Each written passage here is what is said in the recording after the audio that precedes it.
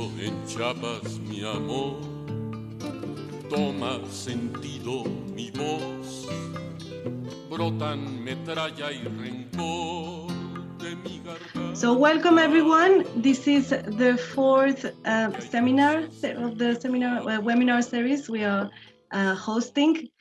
Welcome everyone. So we're very thankful for you to make time for you to listen to the seminar and webinar. Sorry, I'm still getting used to the words. So this one, we're going to be talking about the support that from the UK, from England, Scotland, Ireland, and Wales, we've trying to do to show our solidarity with the Zapatista struggle, and as well, to make awareness of this historic trip the Zapatistas are doing across Europe at the moment. They have landed. At the moment, I think last time I heard they were in Madrid and they were in Barcelona. They were received wonderfully by all the collectives in there.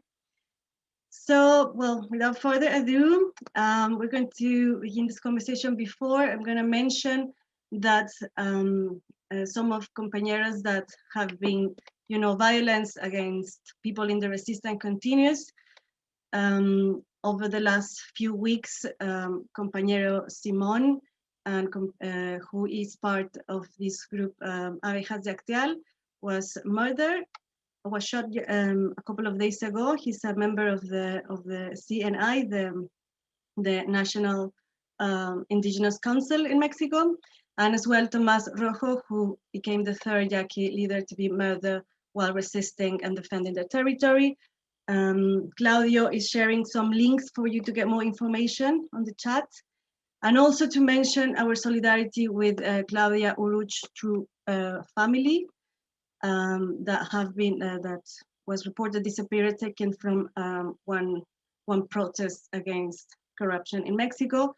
So our solidarity with the families of Simón, Tomás, and Claudia, and as well with all of the people that struggling walking along the way. I would like also to mention there's a crowdfunding. I think Mariana, would you like to do a mention about that? Crowdfunding for the support the Escuadrón 421? Yes, thank you, Rubí. Yeah, just to say that we're very thankful. We want to express our gratitude for the donations that you made when signing up for this webinar. But if you wanted to donate more, or if you didn't donate, we still have the crowdfunding campaign running out these days. We're on the final push-up, so we would really appreciate any extra help. I'm gonna post the link on the chat, and you can get, for the donations that you make, you can get amazing rewards. We have little dolls, we have bags.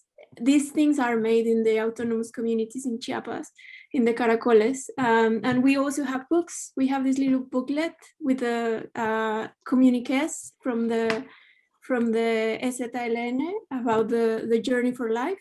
And we have this wonderful book about critical thought in the face of the capitalist hydra.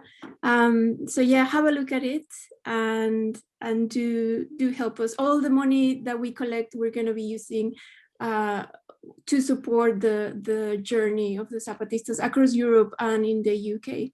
Thank you. Thank you very much. So we're going to start with don't have much time, so we're going to try to be very efficient. Just domestics. Please, if you have any questions or comments, we're going to address them at the end of all the speakers, guests we have. So please put them on the chat, and by the end we will go one by one for you to get your answers. So we have 4 speakers. Just a reminder for the speakers, try to use your time effectively. You have 15 minutes.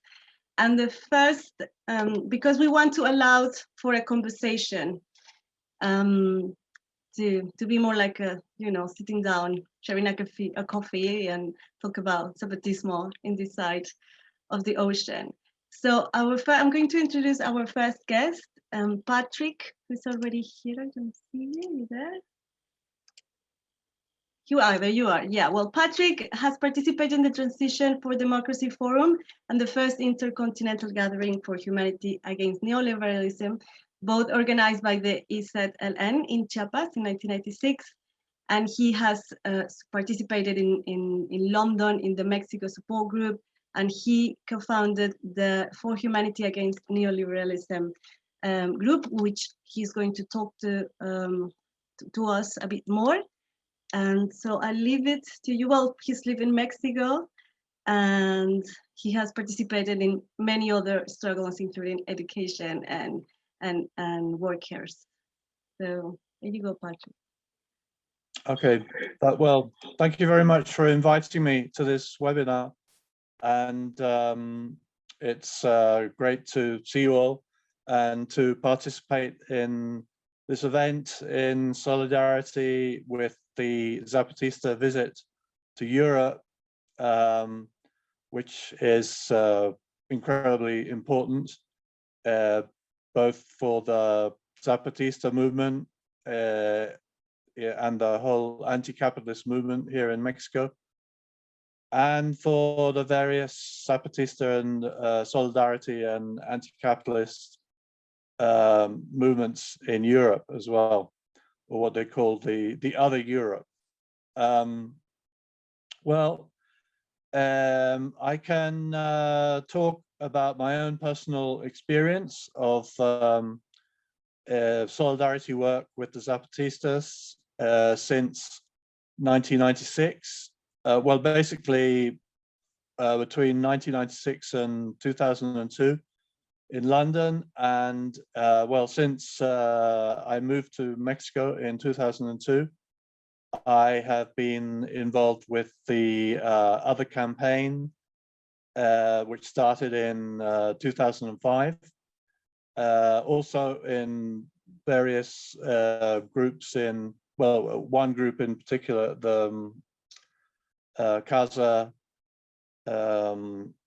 de Cultura para Todos y Todas in Ciudad Juárez, when I lived and worked there in the 2000s. And the other campaign, which started in 2005, and then the Sexta since 2007. So that's basically my background. I'm a university lecturer at the UAM, the Universidad Autónoma Metropolitana in Mexico City. I'll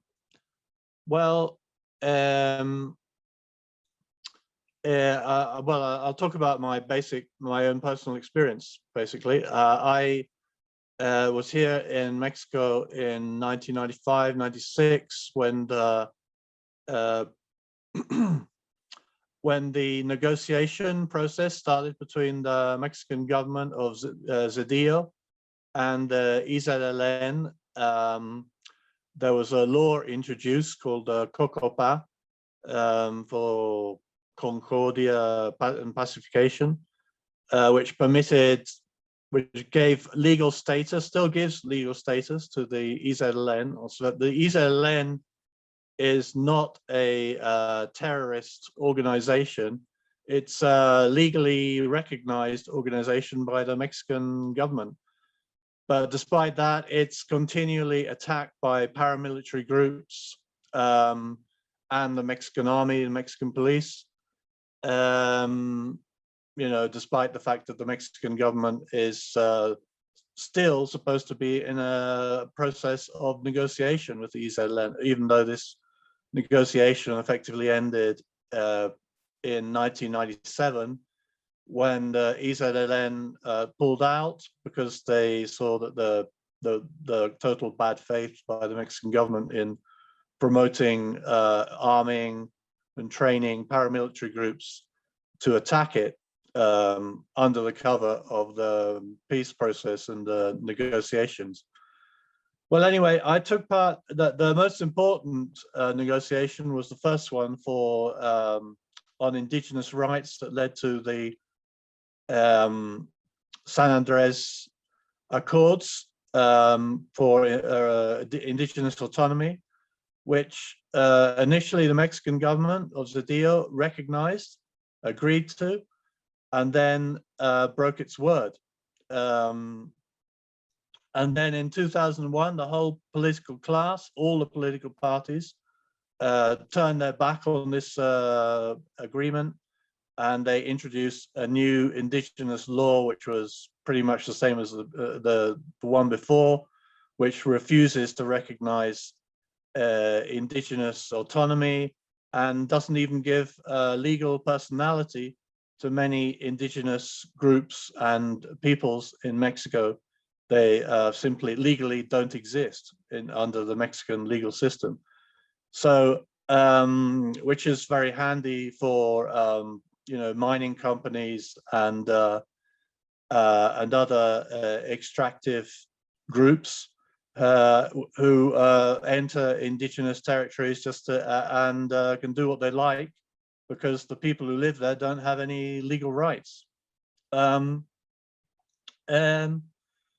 So anyway, I took part in the first forum for transition to democracy in June 1996, when at that stage the EZLN was still very much allied to the PRD, the revolution, the party.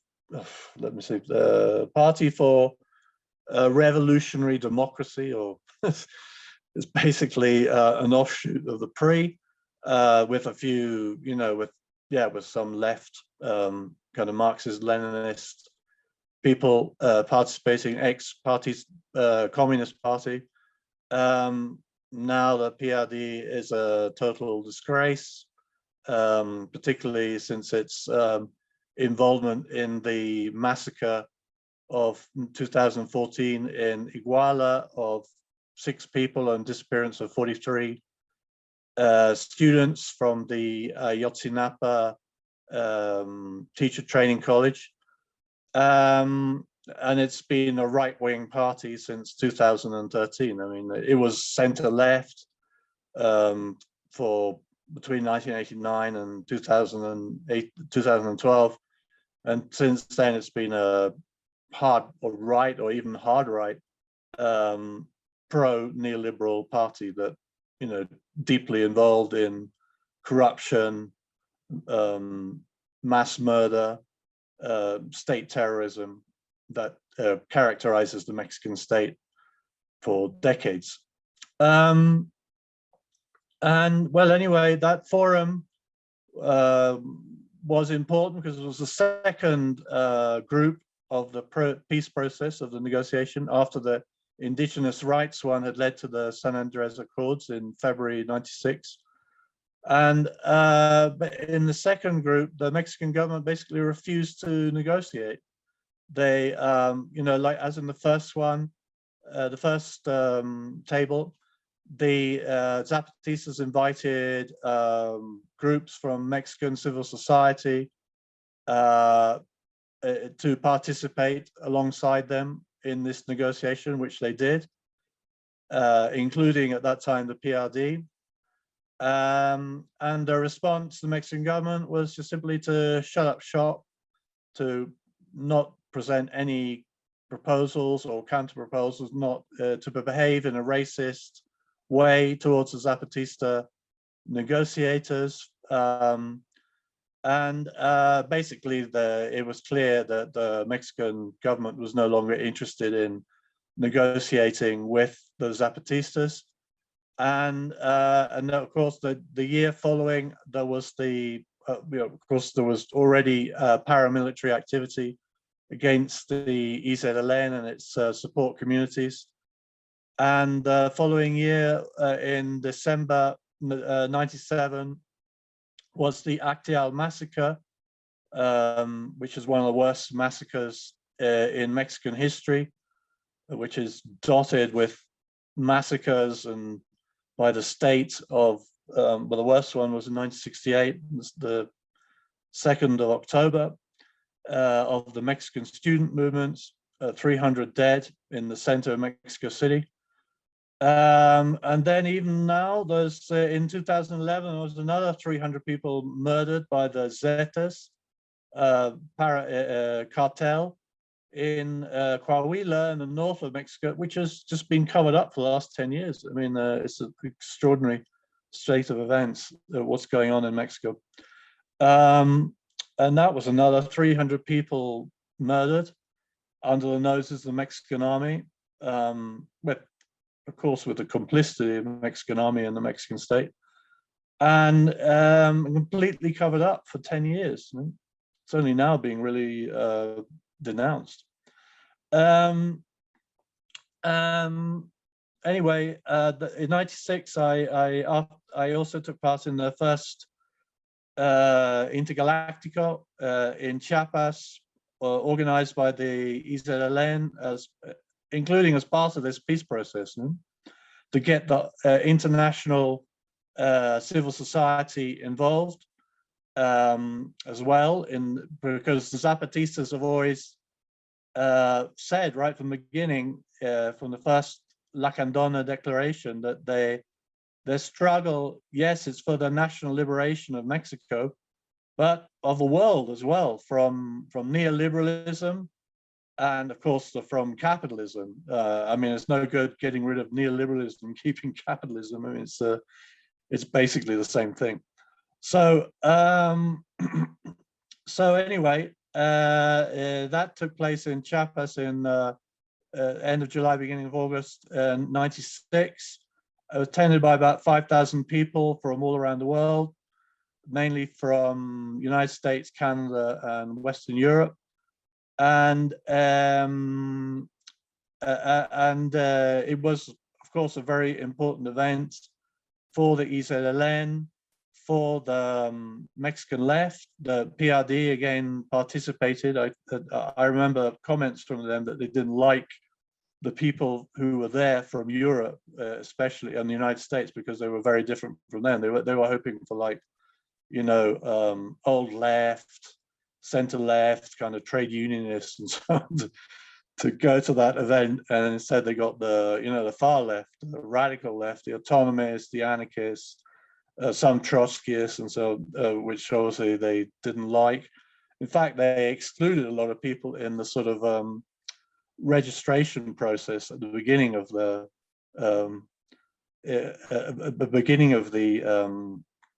Intergalactica, which was in the hands of the PRD basically, and they really screwed it up. They didn't allow in some people who traveled from thousands of miles, and they allowed in some tourists who just happened to be in San Cristobal.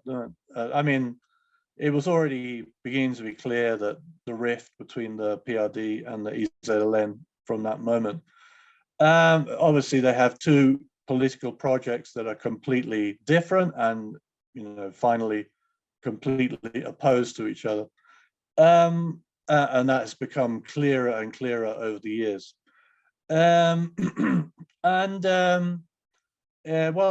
basically the thing that was decided was to have another, to keep the process going, to have a second Intergalactico, this time in Spain, in the following year, '97, which well, by then, after that first Intergalactico, I went back to London, and in London, I joined the MSG, the Mexico Solidarity Group, which had been in existence since the '80s, I think.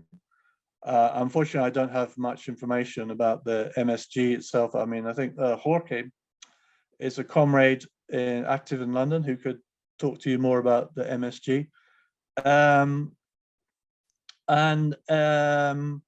Well, anyway, it was basically founded by Tony van den Poorten, a comrade from Sri Lanka, who lived, I think, had been living in London for several decades.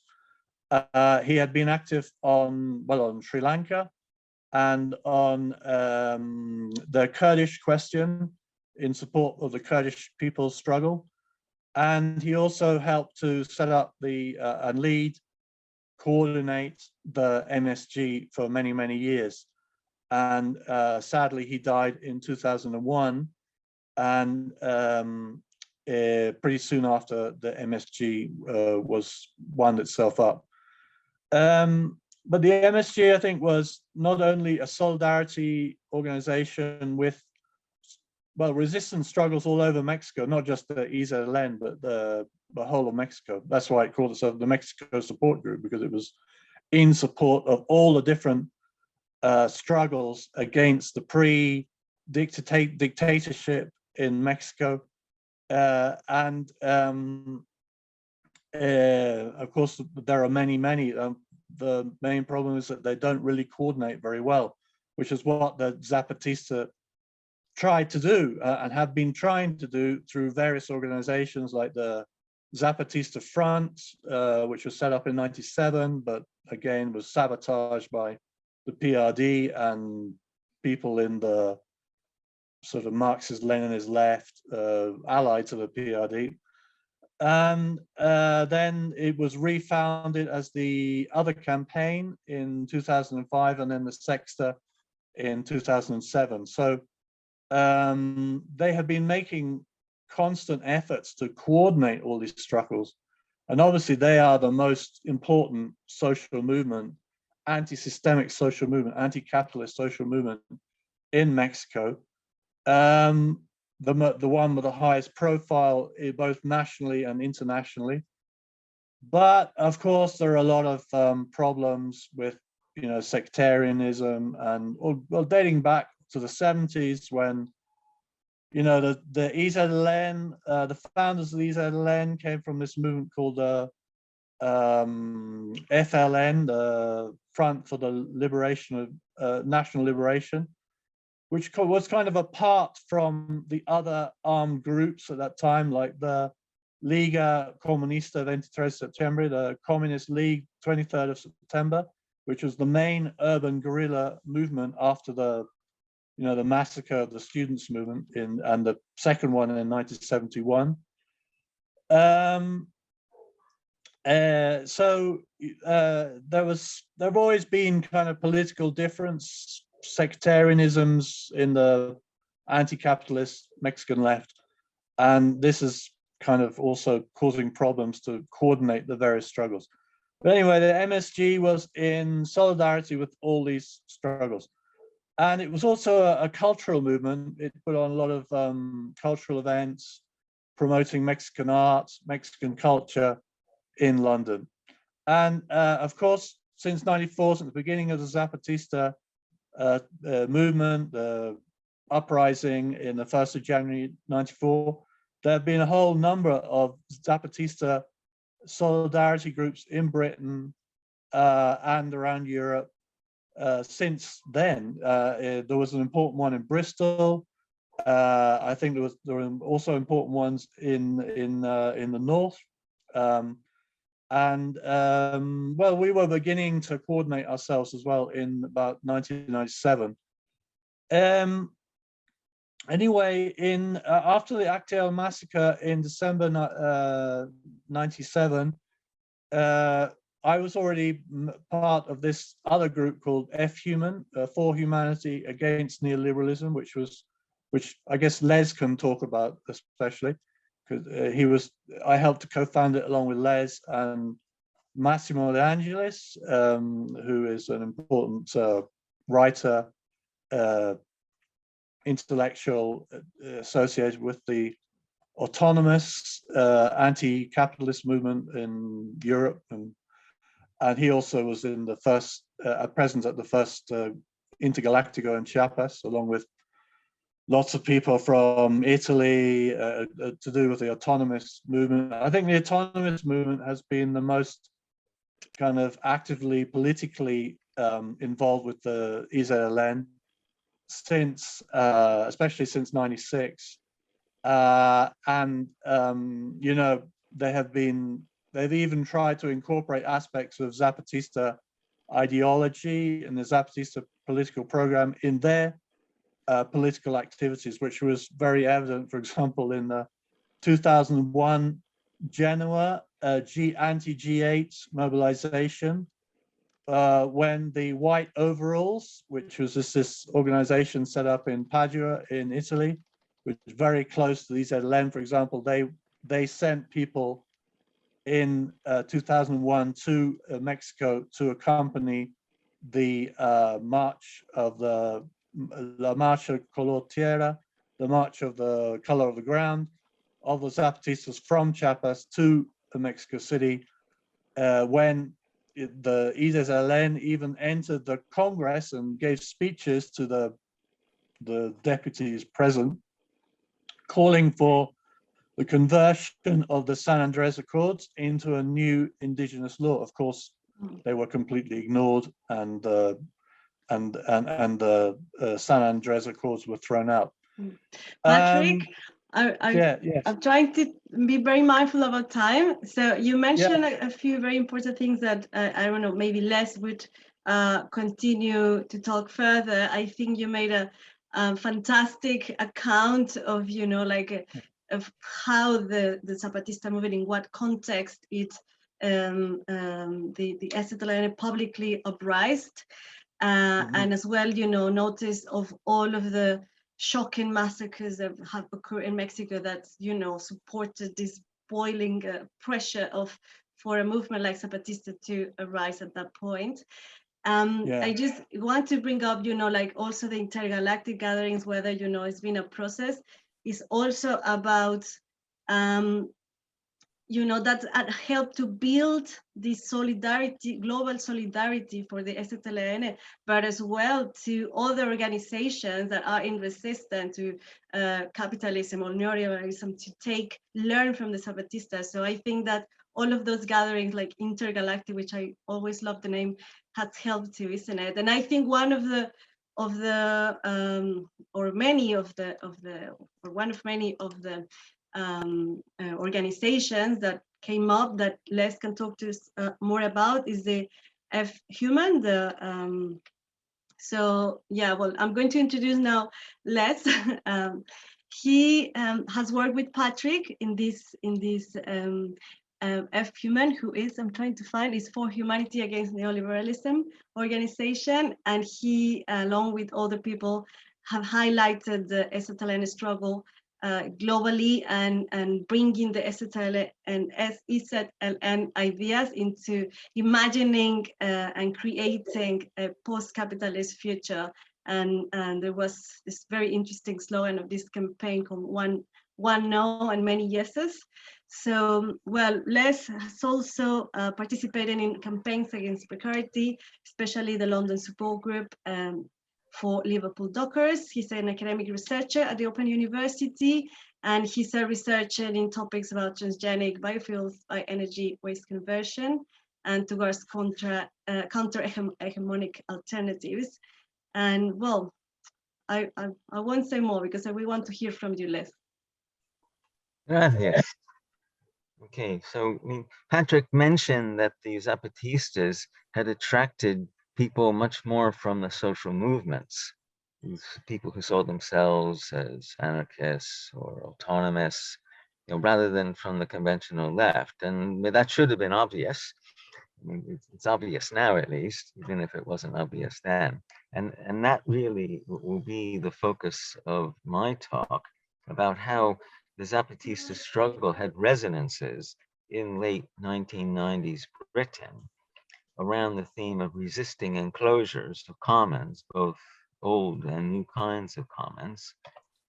So just to convey the context that we faced around the time of the Zapatista uprising and in the subsequent years, the mid-90s, worker solidarity action had been made illegal by the Tory government, so-called secondary picketing, that is any workers who take action against the employer of other workers. That's illegal. And the neoliberal regime was continued by the new Labour government from 1997 onwards, although they did make it easier to form trade unions. Quote, the changes that we propose would leave British law the most restrictive on trade unions in the Western world, proudly declared Prime Minister Tony Blair in '98. And in a few years later, Margaret Thatcher was asked, what is your greatest achievement? She replied, I think correctly, Tony Blair and New Labour. we forced our opponents to change their minds. Well, of course, not all their opponents, but the leadership of the Labour Party then increasingly played the role of disciplining the working class, even more than it had ever done before. And likewise, trade union leaderships joined that agenda. They encouraged a defeatist attitude and disciplined their members' efforts at revolt. Left-wing groups implicitly colluded with this by simply demanding that trade union leaderships and politicians somehow lead the protest, lead the revolt against oppression, which of course they were doing the opposite. So that was the context that we faced. Now, enter Spain, 1997, the call for the second Encuentro Intercontinental, which gave its name to FUMM. And we saw our role as spreading the Zapatistas' ideas and developing resonances with struggles in Britain. We organized monthly pickets that we, meaning the Zapatista Action Project, the Mexico Solidarity Group, and other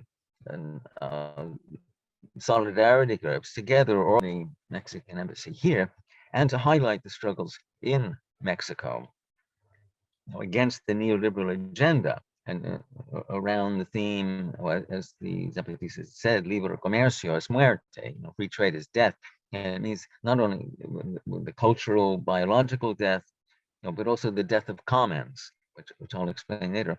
And when we tried to mobilize people in Britain to attend the second Encuentro in Spain in 97, we came up against the national insularity of the British left, which showed little interest in struggles in other countries beyond simply cheerleading, but not much interest in really learning from them or being excited by them, except perhaps vicariously. When we did succeed in generating interest to attend the second Encuentro, collected names and even helped with the registration fees, we realized, perhaps not surprisingly, that most of those participants came from social movements such as Earth First and Reclaim the Streets, among others. And in the ensuing few years, the UK struggles had increasing resonances with the Zapatistas. And we played a modest role in helping to facilitate those resonances. That's how I would put it. But to understand public goods as commons being enclosed by neoliberalism, to promote mass assemblies and direct action to reclaim spaces, beyond simply demanding the defense of the status quo ante or demanding that officials take action for us, to understand struggles as protecting or creating commons. And those social movements raise slogans such as resistance is fertile, kind of play on the Star Wars fatalistic slogan, resistance is futile. The slogan, no issue is single, linking diverse struggles around commons. And then, of course, they took up the Zapatista slogan, one no, many yeses.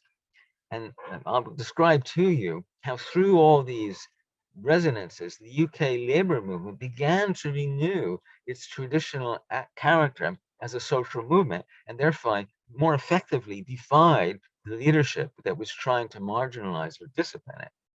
So first, we start with briefly with the anti-roads movement, in which Earth First had a significant part. And this was a major agenda of the Conservative government, which was then being continued by the new Labour government.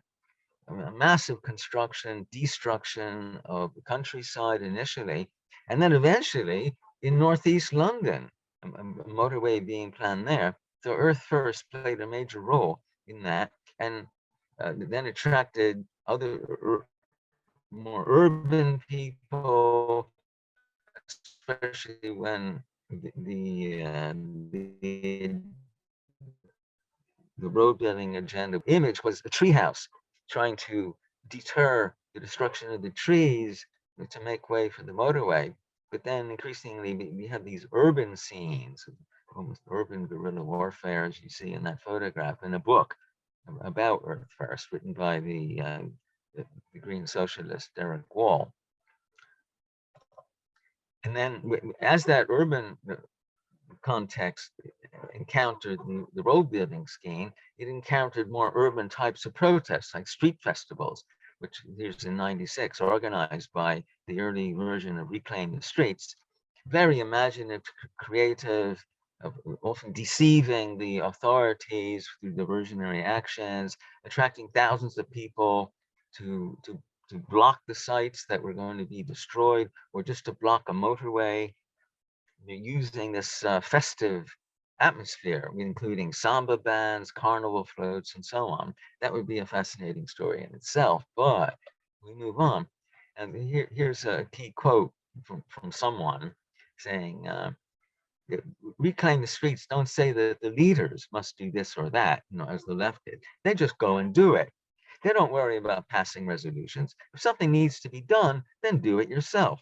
So when the London Transport was imposing more oppressive measures on the transport workers on the London Tube, then Reclaim the Streets occupied the headquarters and strung a big banner off the roof with this pun, play on words, don't squeeze the tube. And normally, of course, they didn't request permission, and they tried to keep everything secret, so they'd have that element of surprise. But on one occasion, they did request permission for a large event. The police refused, and this paradoxically or fortuitously became an opportunity for them to shift their plan for Carnival to Liverpool in order to intersect with the Liverpool dockers, who had been locked out from having gone on strike against an attempt to impose more precarious conditions. Now, this was really the final stage of a long struggle to resist a shift that, well, destroyed the commons of the labor solidarity in the docks that had been built up for decades. And almost all the other ports had been intimidated to submit to new terms of casualized or precarious employment. The Liverpool dockers were the last to hold out, and it went beyond labor conditions. They refused to transport radioactive waste when advised on its dangers. So they were seen as particularly dangerous. They had to be destroyed, by the neoliberal agenda. And of course, scabs were brought in to replace them, but they continued their struggle after they were locked out. And you see, Britain's largest and most successful free trade zone. It was a flagship for the whole neoliberal agenda of Libre Comercio, right? Like in Mexico and NAFTA. So Reclaim the Streets then moved its carnival to Liverpool. I couldn't find photos of that, unfortunately, but here's photos of the police action against both the dockers and the Reclaim the Streets carnival. But then the plot thickens because the struggle against casualization was then spreading to many kinds of workers. So here, the Hillington Hospital workers, mostly Asian women, were refusing to accept more precarious conditions and low pay. And here it just gives you an idea what the left is. This is the newspaper in the lower right corner of the, I think, Workers' Revolutionary Party newsline, demanding that the strike be made official. Right? Well, why? That's if the strike did become strong enough, then the trade union would make it official in order to undermine it and control it. So they had the workers had more freedom of maneuver by not having an official strike. And when in conversations with the strikers, when one of them said to me, well, this is all new to us, first time we've ever been on strike, and we don't even know what the rules are. And I said to them, well, that's great, because there are no rules. It's because it's an unofficial strike. You can make up your own rules. You can do whatever you like and pretty much just ignore the law. And that's what they did. And then here you can see in the back, I think this is in Liverpool. They joined up with the Liverpool dockers, and you can see the Hillington Hospital banner in the background of that protest in Liverpool. And then Reclaim the Streets went further. They organized a 2-day festival of resistance to coincide with the March for Social Justice, which had been called by the sacked Liverpool dockers, along with the Hillington hospital workers and magnet strikers, another section of the workforce which had been casualized. So you see the Zapatista ideas of resisting enclosures of commons, understanding commons in a much broader way to encompass workers' collective skills and solidarity, was spreading through these social movements, and the labor movement was becoming more like a social movement. And here's just the last example. Well, Patrick mentioned Massimo De Angelis, having attended the 96 Encuentro and then the 97 in Spain. Well, he was a lecturer at University of East London, where a lot of the students already identified with the Zapatistas. And after the new Labour government increased the tuition fees, which was an integral part of marketizing higher education, turning it into a commodity and promoting it, an investment mentality in the minds of students. They should get an education in order to recoup their financial investment in higher education. Well, the administration at UEL announced the most drastic budget cuts probably anywhere in the country. So this became a test case for that neoliberal model. And the National Union of Students, which is run by New Labour people pretty much, initiated a student occupation meant as a token protest. But once students occupied the administration block, the management threatened that the NUS branch budget would be sequestered, that is frozen in the bank account. And then the NUS withdrew its support. And that was meant to be the end of it. But thanks to the Zapatista spirit, the social movements, no, it continued. They held mass assemblies to increase the student support, and then got many of the staff to join them as well. They sustained the occupation. They promoted the concept of public interest education, not neoliberalized education, as a commons, and drew analogies with the Zapatistas as well as the many other struggles all over the world. The university responded by closing down the library and the rest of the campus, thus adversely affecting the students' preparation for exams. The students refused to leave the occupation, so eventually 300 riot police were brought in to evict them. They learned about this beforehand, fortunately, so they wouldn't be beaten up, and they quietly left the building. So it was found empty by the riot police. And the next stage was, now the trade union branch, I think back then it was the Association of University Teachers, it was run by mainstream, conventionally minded people, not really activists. And they were totally disoriented by this sharp struggle. They didn't really know what to do.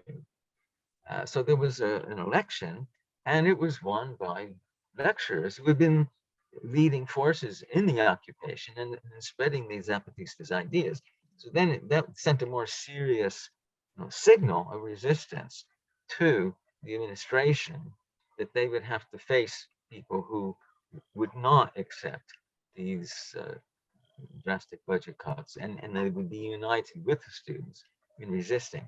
So these are just some ideas, some examples of how the labor movement, I'm just finishing, how the labor movement recovered. It's wonderful. I mean, really enjoying this.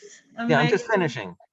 Yeah, you're finishing, just to close up. Yeah, thank you. So this is the final slide. So it just gives you an idea of how the labor movement recovered its traditional character as a social movement through resonances with all these people who identified with the ideas of the Zapatistas, and then put those ideas more effectively into practice by linking all these struggles. Fin. Okay. That's the end. Thank you, Les. Thank you very much. It was really, really, really interesting to see. To hear all of this. I mean, for us, like most of, I don't know if most of us, but I think a good, maybe half of the people attending this webinar, we didn't grow up learning UK history, even less the UK history of resistance, which is always very interesting and very powerful to hear. It's obviously, it's not on the textbooks and it's not on the news, but it's always very interesting. I could you know, sit down and listen this for hours and hours. But we have a time limit today. And just to, you know, remark that, you know, in Mexico, we were aware of the UK trying to resist since Margaret Thatcher's neoliberal policies, because we were struggling against the same. And it's very interesting, you know, how, you know, this bridge between the UK and the Zapatista movement is not only, is the two ways, no? Like everyone learns from the Zapatistas and try to incorporate their principles into the resistance. And also, you know, the other half of it is solidarity to the communities. And with that, I'm going to jump to Mike's presentation about the Edinburgh Chiapas Solidarity Group, which is very interesting, the way they've been working in solidarity with the Zapatista communities. This group has twinned with one Zapatista autonomous municipality called 16 de Febrero, and they always try to raise funds to support the community into, you know, like maintain the autonomy and the resisting, and, you know, maintain the health and education as it is autonomous. And well, they also spread the ideas of the Zapatistas about community, about autonomy, and they have they released a film named Health and Solidarity, and together with the organization called Kiptik, they is another Zapatista support group. They co-published the Zapatista Solidarity Calendar, which is most of us' favorite calendar, and because it's nice to see how the solidarity, the money they send, the funds they send, is put into practices of better management of water, of buildings, and stuff like that. So they also show solidarity to the peoples of Atenco, Oaxaca, and Ayotzinapa, and some members of this group have been human rights observers in the Zapatista communities in resistance. So Mike, I leave you to Mike. Welcome, thank you. Have 15 minutes. I'll try not to interrupt you. Right. Thanks very much, Rubí, and thanks very much, everybody, for inviting Edinburgh Chiapas Solidarity Group to today's event. Our group was formed in 2002, and as Rubí says, we were quite quickly twinned with the Zapatista Autonomous Municipality, 16th of February, which is in the highlands of Chiapas. And there's about 20 or 30 villages scattered about. It's quite mountainous. In 2004, we were invited to Chiapas, to the municipality, and I'm going to try and share a photo of that. Right, yeah, well, we met the comrades of 16th of February. That's their meeting hall where their Autonomous Council meets, and they explained to us that their great need was for their own autonomous health clinic, because the government didn't provide healthcare for the indigenous people. There was an autonomous clinic at Oventique, but really that was just a bit far away sometimes for emergencies, and we were actually told Compass had died on the road to get medical attention. So they really needed their own autonomous clinic in their own municipality. And they stressed that they'd build the clinic, but that obviously they never had money for the building materials. So could we give them solidarity over that? And obviously that was really daunting for us because you're talking tens of thousands of pounds. But we worked out that one of the best ways we could raise funds was to actually buy handicrafts from the artisania collectives in the municipality and then sell the handicrafts here. So I'm going to try and show you a photo of some of the handicrafts and the stall. Yeah, well, as you can see, all these handicrafts are from the Zapatista collectives in Chiapas.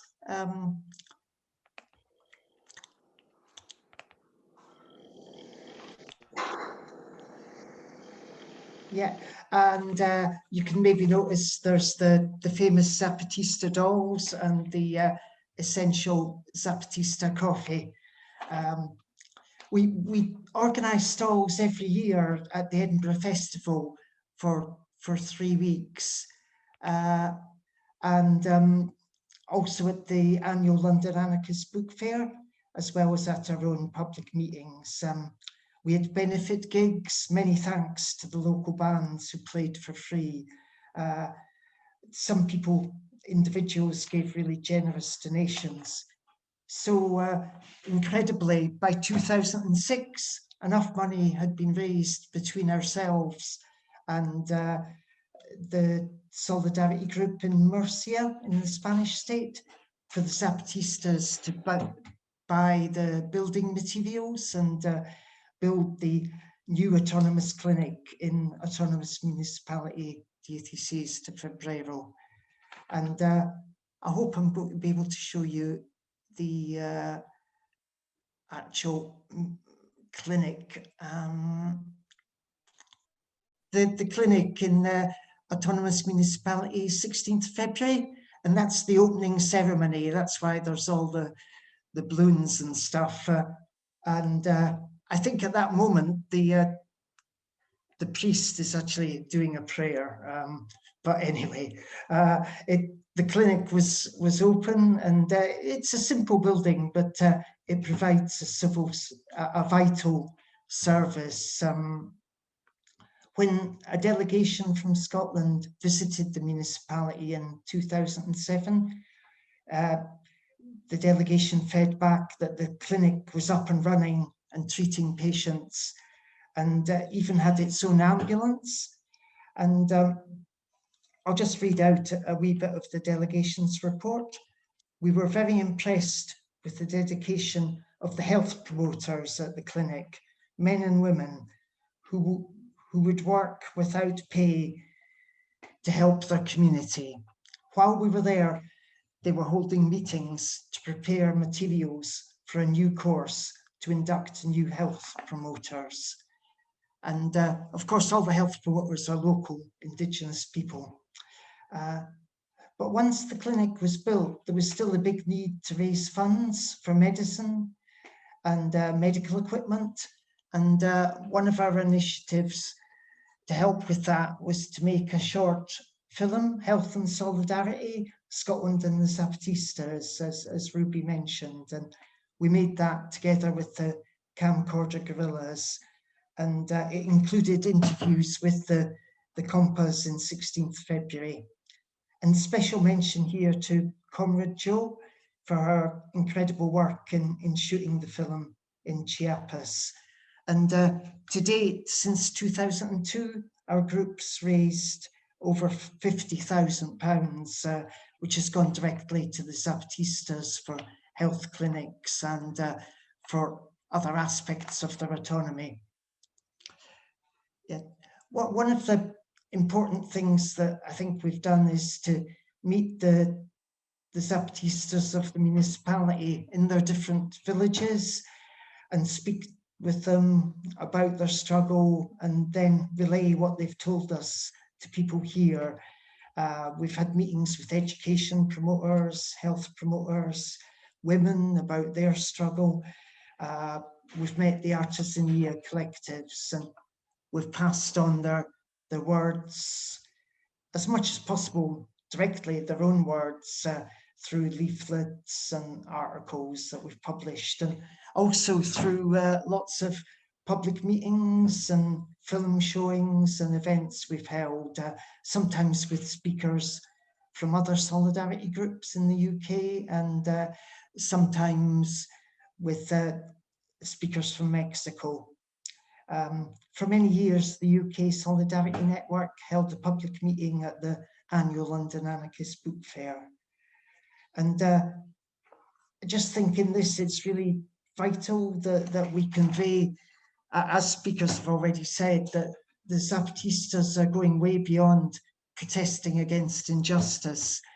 They've actually taken over the land where they live and are creating a different kind of society based on people directly running health, education, justice systems, and all of daily life autonomously from the government and big business. Obviously, it's not a utopia, but I think it's a huge inspiration to people around the world that capitalism is not inevitable and revolutionary change is possible. And I think it was really important what Les was saying about the inspiration people have taken for struggles here from the Zapatistas. Yeah, I just want to say a little bit about the Zapatista solidarity calendar, and I'm going to try and show you an example of the calendar if I can. Sorry, I'll just have to leave that. But we've, as Rubí mentioned, we've published 6 editions of the Zapatista solidarity calendar together with the Kiptic group based in Bristol. And this has raised thousands of pounds for the Zapatista health clinics and for the drinking water projects which Kiptic build along with the Zapatistas. And the calendar, it's really, as well as the fundraising, it's been a powerful means of representing the Zapatista struggle through the images of Zapatista autonomy and resistance. And must credit Alicia Conde from the Chiapas group, who took a lot of the photos in Chiapas, and over 1,000 copies of each issue of the calendar have been distributed around the world. Over the years, the Chiapas Solidarity Group in Edinburgh has been very involved with the UK Zapatista Solidarity Network in solidarity actions against the repression of the Zapatistas and other social movements in Mexico. There's been many demos at the Mexican Embassy in London, often with people from all over Britain and Ireland. In Edinburgh, there isn't a Mexican state building, but we've held street stalls and public meetings. And one memorable time in 2008, inspired by an action at an airport in Germany, we held a solidarity demo against repression in Mexico at Edinburgh Airport. And I'll just read a wee bit from an article in Peace News at the time. It says, passengers hurrying into the check-in at Edinburgh International Airport were greeted by an unusual sight. A massive banner proclaimed, Mexico, sun, fun, bloomin' nice beaches, alongside a painting of a palm tree. A somewhat eccentric Mexican tourist board initiative, perhaps? Not exactly. Torture, death squads, human rights breaches continued the lower half of the banner, with a carefully painted AK-47 illustrating the point. Demonstrators from Edinburgh Chiapas Solidarity Group were denouncing Mexican government repression, particularly in Chiapas, where the Zapatista indigenous movement has created over 1,000 autonomous communities in resistance. I have got a photo of that. I don't know if it's going to work. I'll see if I can get it. There you go. Yeah, so over the years, there's been so many struggles in Mexico that have needed international solidarity. We've already had some of them mentioned. Ayotzinapa, solidarity with the Zapatistas over the murderous attack on La Realidad in 2014, Oaxaca, the peasant farmers of Atenco. And as Rubí mentioned, the Chiapas Solidarity Group has also been human rights observers in the Zapatista communities in resistance. As some will know, this involves living in the peace camp in the Zapatista village, usually for 2 or 3 weeks. There's usually 2 or 3 of you. And as an international observer, you're hopefully being a witness and hopefully also a deterrent against state and paramilitary attacks. And from my experience, if you're lucky, you might also get some games of Zapatista football as well. Actually, I remember once playing football with this wee boy in Zapatista community of Bologna How, and I noticed he had a huge bandage on his leg. And I said, oh, what happened to you? He said, oh, I was shot when the paramilitaries attacked the village 2 weeks ago. But, you know, it didn't stop him playing football. You know, the Zapatista spirit was certainly there. Yeah, so just the last point, really. I think a really important aspect of Zapatista's solidarity is being part of the struggle against oppression and exploitation wherever you are. And I think Les spoke really well on that. And in our group, we've done what we could in a wee way to fight alongside people resisting here. We've always worked as part of the Autonomous Centre of Edinburgh and the groups around it. We were linked with Edinburgh in Protest, a local group of mainly Spanish migrants. We've linked up with the Revolutionary Union IWW for protests at Starbucks. And we've linked with struggles against climate change relating to the Atenco peasant farmers' resistance to the new airport for Mexico City. And also, I think that for the future, bringing together struggles over climate change on both sides of the ocean and around the world is really vital. Resistance to mega projects like the so-called Mayan train, and resistance here to mega projects like the HS2 and the whole North Sea oil industry. So that's really all I wanted to say. But finally, I know the next speaker's going to say more about this, but I just wanted, on behalf of Edinburgh Chiapas Solidarity Group, to pay tribute to the comrades Jess from Dorset and Juliet from Liverpool, who contributed so much to the struggle and are sadly no longer with us. Thanks very much. Thank you very much, Mike, and yeah, thank you for mentioning our compas are no longer with us, and they made significant effort in spreading Zapatista word. And it's just, I wanted to mention as well how many of, well, not many, but a few of you guys from Edinburgh traveled to London to support any demonstration or we used to see you at the London Anarchist Book Fair every year. We missed that fair, don't we? And yeah, it's just Claudia put in the link or the information for people who is interested in becoming human rights part of the brigades of the human rights observers in the Zapatista communities. As you know, there's still a low intensity war, and there's still human rights violations towards the Zapatista communities, and this role of international way of practical solidarity to the communities is very, very important. Thank you so much, Mike. It's really amazing what all of you guys do in Edinburgh. Thank you. And next we have Etcétera. They have chose for us to refer them as Etcétera, and they will be talking a bit more about medium and long-term Zapatista solidarity from the UK. Would you like to tell more, whatever you want to say more, Etcétera, please? Thank you. Can you hear me okay? Yeah, okay. For those who do their work embraced by shadows, a quote, and they forget what is most fundamental.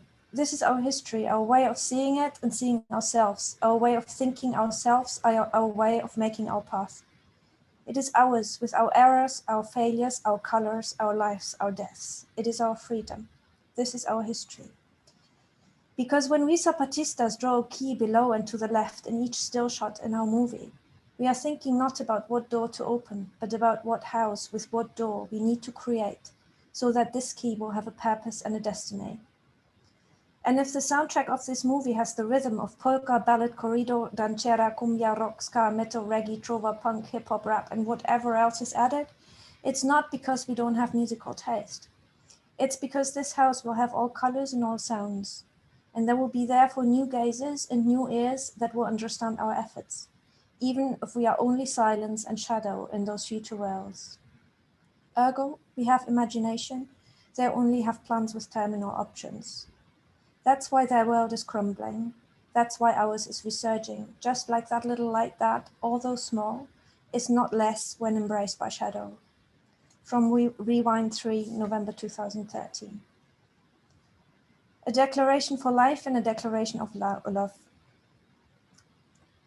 This is a declaration of love to all those who exist between light and shadow, to all those who have shared their space to create a listening space, to all those who set up camps, who organize anarchist book fairs, who keep social centers going, to those who invited us, who fed us, who cooked for us, to those of us who set up tents, marquees, and compost toilets, who carry water so that we can drink and who split the wood for the campfires, to those who squat the buildings and share that space for co-creation, to those who take the risks, to those who take a Saturday or an evening out of the precious free time they have to rest and restore after a day or a week of selling their labor, who still muster the attention span to listen and to speak after their attention span has been occupied and exploited for too long.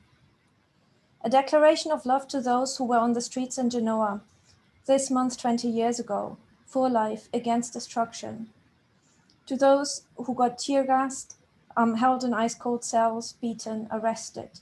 To those who made it through. To those who survived these streets, the Dia School and the Bolsoneto barracks. This is a declaration of love for those who hold on to collective memory, who write radical history, who make critical history, who make radical history, who cling to their history because it's theirs, with their errors, their failures, their colors, their lives, their deaths. To those who have written the letters, who have done the translations consistently, always shared their names in the shadows, that because their purpose and their commitment had nothing to do with recognition, and there they are playing happily with the light in the shadows. To those who wrote and printed that one article that someone, sometime, ripped out of a magazine during a half-hour lunch break, put in their shirt pocket and carried around with them. To the people who read those magazine articles in their half-hour lunch break, and who put such articles in their shirt pockets, who cherish them and keep searching until finding a way of bringing what they've read in there to life. To those who live their dignity when nobody cares, when those who have power, when the respectables try to make them believe that they're crazy, that they're loony, that they are deluded. To the Quixotes of the neoliberal age. Without you, who live between life and shadow, we would have had nowhere to go, nowhere to be, and the Zapatista message would have only been peddled in sanctioned spaces. We want you to know that we will always find you and that we love you for being there for life when everything around you has been set up to strangle your spirit. A quote, "You noble diggers all, stand up now, stand up now. You noble diggers all, stand up now. The wasteland to maintain, seen cavaliers by name, your digging does maintain and persons all defame, stand up now, stand up now. Your houses they pull down, stand up now, stand up now. Your houses they pull down, stand up now. Your houses they pull down to fright your men in town, but the gentry must come down and the poor shall wear the crown. Stand up now, diggers all," by Jared Winstanley. Semilla digna, seed of dignity. Jess lived between light and shadow. Plants need both. She knew that because she tended them, looked after them, cared for them, just as she did for people, for the most vulnerable and for those who seemed strongest and hide vulnerability deep inside their hearts. An image, Jess sitting at the table in Cherry Tree Nursery, Dorset, when the bones in her hip were porous by disease and she could only walk with great pain. That large smile of welcome in her eyes, the warmth of her embrace, with her bones crumbling, she kept planting and tending. Always in the spirit of the commons, Greenham Common, then a squatted field turned into a nursery for plants, where people could heal as they learned how to tend these fragile seedlings until they became strong enough to stand their own ground. Integrity even when the bones that held up her frame had become brittle. Message to the UK Zapatista Solidarity Network. Today there is sad news. On 2nd May, our dear compañera Jess of the Dorset Chiapas Solidarity Group passed away after a long illness. Until the end, she was still active, joyful, kept her smile and the sparkle in her eyes, her grace and dignity, coordinated the translation collective, and kept us updated on vital news from Chiapas. Jess carried and sometimes shared the memory of the many struggles she was involved in since the age of 13. In 1996, she went to the first encounter for humanity and against neoliberalism in La Realidad, and she was at what must have been one of the first encounters of the Europa Zapatistas in Athens. She has been accompanying the Compass in Chiapas and from the Sexta in her thoughts, actions, and her writings and publications. Her warmth, generosity, and commitment knew neither borders nor bounds in life, and neither were they in death. Message to Europa Zapatistas. Compass from the Zapatista Solidarity Network in the UK, we're letting you know that our beloved compañera Jess from Dorset Chiapas Solidarity Group passed away after a long illness. Committed with a warm and open heart, she met death as she has lived her life, with dignity, fortitude, lucidity, and rebelliousness. Many seeds of dignity did she plant in the earth as well as in the hearts and the thoughts of people, and we will continue to tend these seeds. We send you warm and rebellious embraces, as had been hers, because this is what you would have wanted. From Toulouse. Compañeros y compañeras, with these lines we wish to shelter your pain.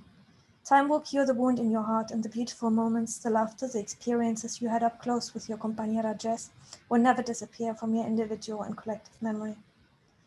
As they say, these little seeds will carry flowers and fruits. For us, when someone leaves, it is a wing beat. A butterfly, Jess is flying free, a butterfly of many colors. From San Cristobal. What was the light that illuminated Jess's life? I cannot say for certain, but one thing I'm sure of is that her warm incandescence is great enough still to illuminate us all in the darkness that engulfs us wherever we are in the world. It is one of those lights that give us hope. It is constant and serene. It is a perfect light that does not judge our differences, nor spotlight our countless errors, our flaws, but which shows us that the next steps we must take on this path must be walked with a generous heart. A heart that endeavors to be the very best version of itself, like Jess's heart. From Chiapas in France. Greetings, Compass. It is with immense sadness that we hear this terrible news because we have received her seed and we have tended it well. It is still growing in our hearts. Her heart was large and good.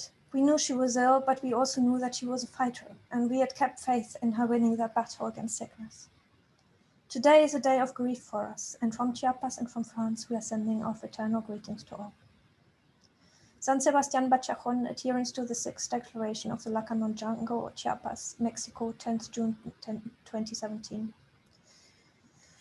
To the General Command, to the of the EZLN, to the CCRI-CG, to the Good Government Councils, to the National Indigenous Congress, to the adherents of the Sixth Declaration of the Lacandon Jungle in Mexico and the world, to the media, to the Network Against Repression and for Solidarity, to the movement Justicia por el Barrio in New York, to the people in Mexico and the world.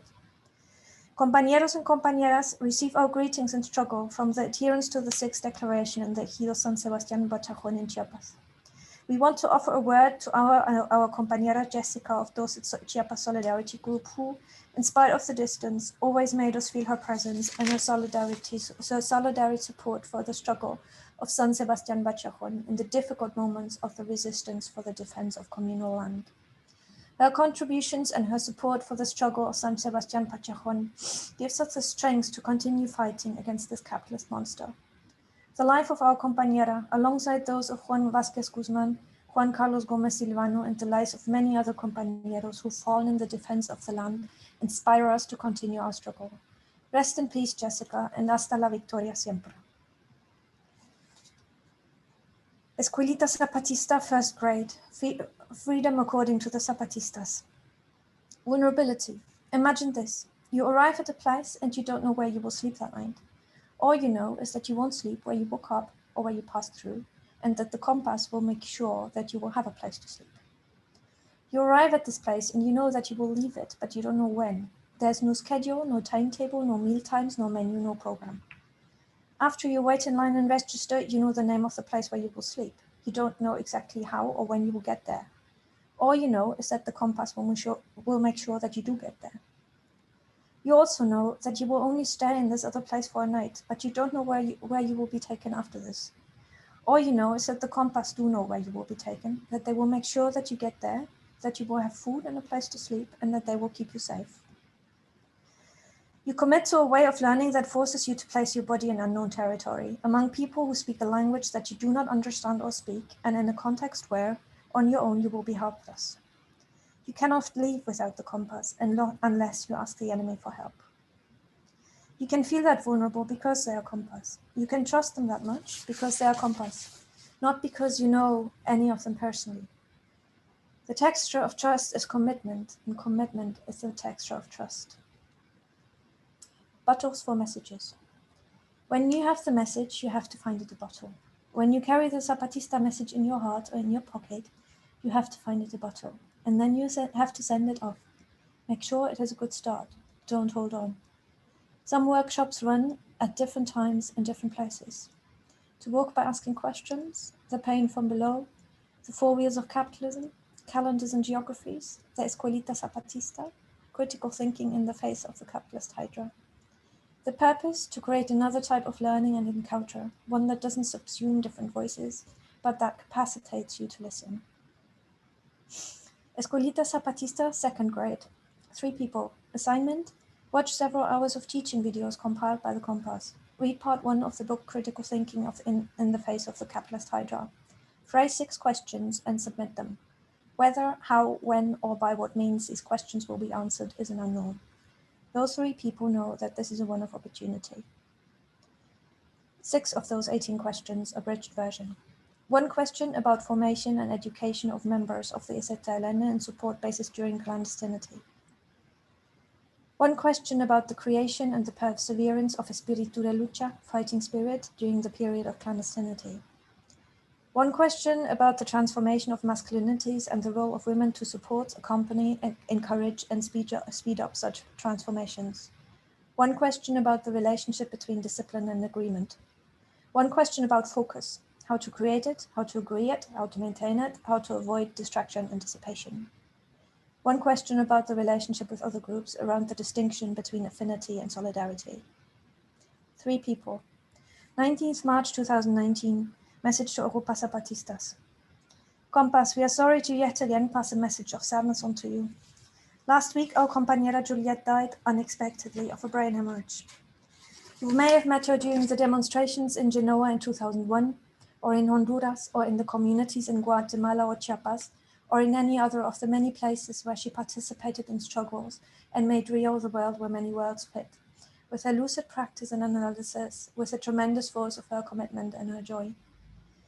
Here in the UK, she was part of Zapatista Solidarity since the beginning, was involved in Liverpool Mesoamerica Solidarity Action, and when the moment came and this collective ceased to exist, she joined Manchester Zapatista Collective. She brought the whole world home with her. Honduras, Guatemala, Chiapas, human rights observation brigades, everyday organizing, the work with survivors of sexual torture against impunity for justice. The maddest laugh, the kindest smile, the brightest mind. Message in a bottle. Workshop theme, to walk by asking questions. Geography, Norfolk. Calendar, a few years back. Assignment, which questions do you need to find your path? In the storm that is upon us, how will we take care of desires and dignity? What am I afraid of, and what do I need so that I can go to this fear? How many world wars have there been? What do you want to do with compassions? What do you want to do with your one wild, precious life? What comes after capitalism? What can we imagine, and how far can we imagine? What do I need to give up? What is art, and where does it come from? How can a sense of attachment be productive, important to change? Bottles for messages. Assignment, find those bottles. Instructions, never keep anything for yourself, not physically, not intellectually, not emotionally. Don't think highly of yourself for sharing. Documentaries. Zapatistas Chronicle of a Rebellion and Viva Mexico, film tours organized across the groups that were part of the UK Zapatista Solidarity Network. The book Critical Thinking in the Face of the Capitalist Hydra, English edition, in collaboration with a few collectives, with a fellow collective in the US, now distributed by AK Press. Book launches of Critical Thinking in the Face of the Capitalist Hydra, film showings, among them The Uprising of Dignity. This is a homage to the creators of Bottles for Messages, who distribute the coffee, who publish the books, who write the books, who create the stickers, the posters, the patches, who make them available for a few pennies. Those stickers on your notebook, the ones you recognized on someone else's notebook, on a lamppost, on your toilet door, on a messaging board. Aquí estamos y estos somos. Without them, in all those years of chaotic existence, we would have had no physical materials. Escuelita Zapatista, first grade, freedom according to the Zapatistas. Effort. The women get up at about 4 or 5 para moler el maíz, to light a fire, make tortillas, and prepare coffee and pozole. The tasks are hard, often physical. Everyone participates in collective work. The men look after the cattle, the women have a chili field, they have honeybees, a pineapple field, a banana plantation, a milpas. Everyone has tasks for the communities. Look after the pharmacy, learn about medicinal plants, become an educator, serve in the juntas. In the library of the village, we see the textbooks they wrote for the school by hand, even the pictures painted by hand. A library of textbooks on history, mathematics, and indigenous languages, all written by hand in spiral notebooks. The effort that went into this project, the lengths they must have gone to for compiling all this information, the reflection and analysis that have gone into the presentation, the amount of people they must have talked to so that they would share their knowledge. The women who are being trained as herbalists explain their task to us. They set up a presentation with a multitude of medicinal plants and explain to us what those are, where they find them, how they prepare them, and which illnesses they cure. When I tell one of them how impressed I was with all those plants, she says that this was only a very small selection of the ones they knew. She explains that sometimes they take long trips to find the plants high up in the mountains. The best time to pick them is early in the morning, before the medicinal substances are exposed to sunlight. Consequently, they have to get up very early and climb up into the cerros where the plants are before sunrise. The cuadernos we study for the Escuelita contain so many different voices. There are 4 books on 4 topics, and each has a section on each caracol. How long did it take them to compile all this? To speak to all these people, to write down what everyone had to say, translate between the different indigenous languages and then into Castilla, decide which parts to include, type it all up. What are these? When friends ask me when we talk about the textbook. It's not a testimony, it's not a textbook. We don't even have a word for this. The effort they put into creating a new basis for another type of learning and encounter, one that doesn't subsume different voices, but that capacitates you to listen. Many of us do paid work that ends up sustaining the neoliberal project that holds us hostage and that we want to end. The work we do in activism is squeezed into the time that the paid jobs leave us, and it runs on the energy that paid jobs leave us. What really matters, our purpose, is pushed to the margins of our life. We suffer work. To be good at what we do means that we can perform well in our jobs with little effort, but lack of effort means absence of self. Effort is about your presence, my presence, our presence, and our creative actions and activities. I want to call this work, but I don't want to call it labor. It's what's there when you build the world you want to live in, the world where peace can be built with effort and dignity, the world that calls this planet home without destroying it. Message in a bottle, to work by asking questions. What are you not prepared to give up? How do they try, or how does it try to take it away from you? How do you defend? How do you nurture your resistance? How do you build autonomy in your calendar, in your geography, in your here and now, while you're organizing the visit of a delegation? True, it's always a time of shadow. It goes anywhere and everywhere, without regard for time. Even where the sun is the most ferocious, the shadow can still be found clinging to walls, trees, rocks, people, as if the light gave it even more strength. Fragments of La Realidad, May 2014. That's it. Thank you so much. Thank you so much. I'm sorry for interrupting you. Well, if someone has questions, please, I think you can put it on the chat, but since apparently we've been checking, there's nothing much yet. I just want to mention as well, like a few of the people here and myself, we're part of a London, Mexico Solidarity group. It's a group that's been in London for a few years. Like everyone who arrives tells us like it's been there since the 2000s-ish. We're not very sure. We've tried to to respond calls for solidarity or for funds for certain needs they may have. We try to replicate the events they call everyone who's in the struggle, such as the Women on the Struggle meeting, that we try to replicate our own little version of it. And yeah, we also respond to calls for solidarity or just show solidarity to other struggles in Latin America and also local struggles. We have organized demos in front of the Mexican embassy in London, and as well other emblematic places. For example, for solidarity for Ayotzinapa, we tried to gather, I think students, survivors would have appreciated more for us to be in Marx's tomb in North London rather than in the Mexican embassy.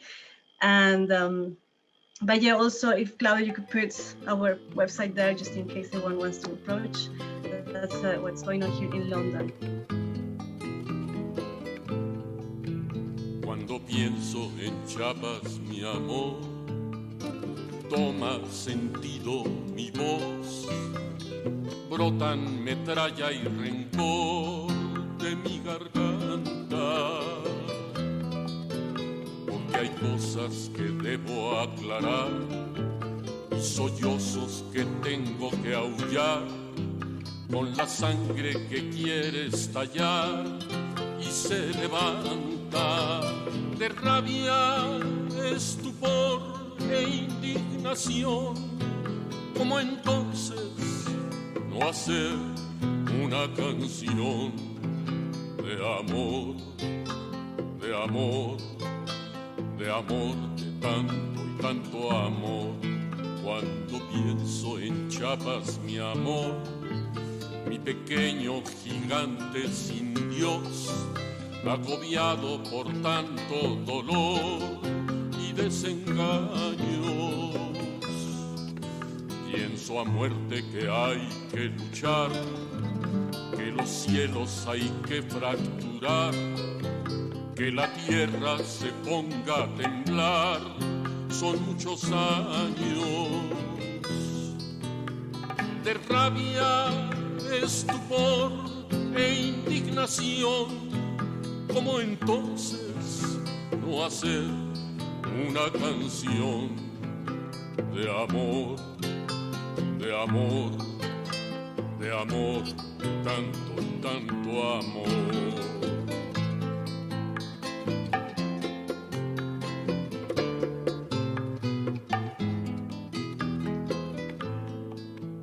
Cuando pienso en Chiapas, mi amor, recuerdo su nombre eterno y no entiendo a este gobierno advenedizo. Queda viva solo una verdad, empuñar la libertad y alzar en la realidad un paraíso. Con rabia, estupor e indignación, como entonces no hacer esta canción de amor, de amor, de amor, de tanto y tanto amor, de amor a Chiapas, mi amor. Ay, a Chiapas, mi amor.